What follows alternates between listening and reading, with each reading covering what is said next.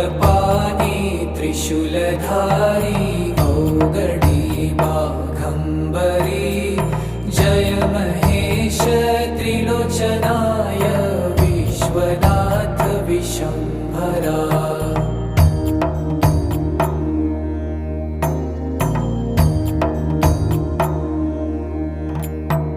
नाथ नागेश्वर हरो हर पाप साप विशापतम्